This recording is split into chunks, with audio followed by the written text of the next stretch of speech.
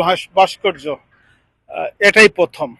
আর এটা করতে গিয়ে কত যে কাঠখড় পোড়াতে হয়েছে এটা আপনারা জানেন, বহির্বিশ্বের মানুষ জানেন। আর বঙ্গবন্ধুকে ভালোবাসা এটা অন্য একটা ব্যাপার, বঙ্গবন্ধুর ভাস্কর্য করা আরেকটা ব্যাপার।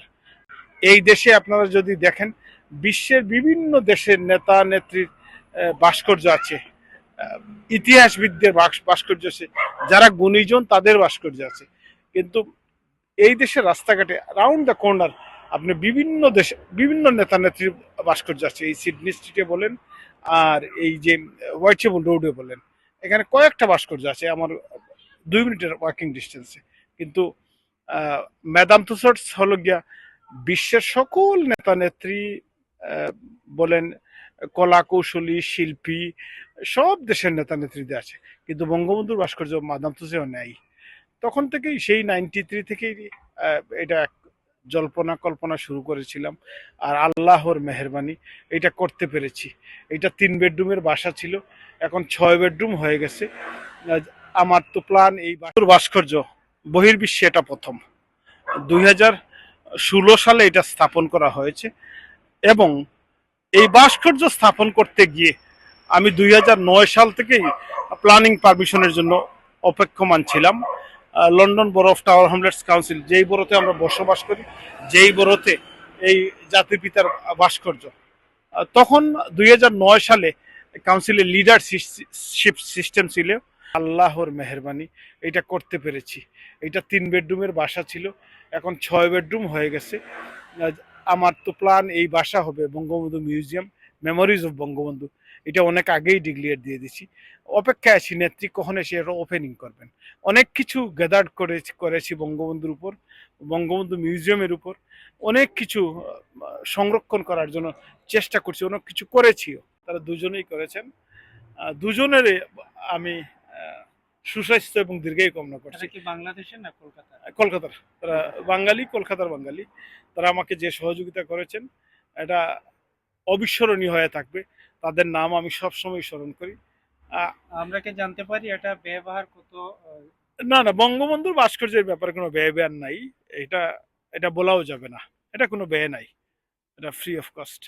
এটা মনের ভালোবাসা থেকে করা। কাউন্সিলের তখন মেয়র ছিলেন জন বিক্স, লেবার পার্টির মেয়র ছিলেন জন বিক্স।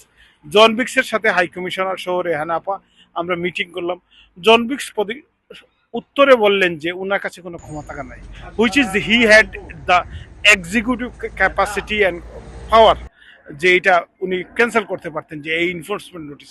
উনি উপদেশ দিলেন যে আমরা এটা আপিল করতে। তখন হাই কমিশনার ছিলেন নাজমুল কাউনাইন। নাজমুল কাউনাইন সহ আমরা সিদ্ধান্ত নিলাম যে আমি সিদ্ধান্ত নিলাম যে আমি আপিল করবই। আপিল করতে গিয়ে আমাকে রেহানাপা আমাকে উৎসাহিত করেছেন, হাই কমিশনার আমাকে উৎসাহিত করেছেন। আপিল করার 6 মাস পরই আমি হাইকোর্ট থেকে যে রায় পেলাম, সেই রায়ের অর্ডারটা ছিল এইরকমই যে কাউন্সিল যে ইনফোর্সমেন্ট নোটিশ দিয়েছে সেটা স্কোয়াশ করা হয়েছে, এটার কোনো ভিত্তি নাই, এটা ফেলে দেওয়া হয়েছে। এবং এই ভাস্কর্য আজীবন থাকবো, যতদিন দুনিয়া থাকবে ততদিন এই ভাস্কর্য থাকবে। এর জন্য আমি শুকরিয়া আদায় করছি আমার এই বড়র সকল মানুষের প্রতি যারা আমাকে সহযোগিতা করেছেন। আর যে 5,000 মানুষ দস্তখত দিয়েছিলেন যে এখানে ভাস্কর্য থাকবে না, তাদেরকেও আমি স্বাগত জানাচ্ছি। তারাও আসেন, তারা সবসময় দেখেন, বঙ্গবন্ধুকে জানেন। আমাকে না জানলে আমার প্রতি হিংসা থাকতে পারে, বঙ্গবন্ধুর প্রতি কোনো মানুষের হিংসা নাই।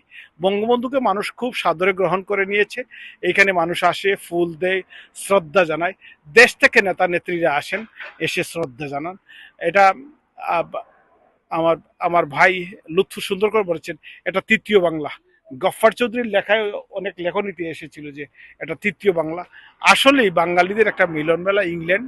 এখানে বিশ্বের সবচেয়ে মনে হয় বাংলাদেশের পরে সবচেয়ে বেশি বাঙালি বসবাস করেন এই বাংলাদেশে। আর এই যে রাস্তায় এই বঙ্গবন্ধুর ভাস্কর্য স্থাপন করা হয়েছে এটা সিডনি স্ট্রিট। এই এরিয়া, এই এই এলাকার মেয়র বাঙালি, এই এলাকার কাউন্সিলররা বাঙালি।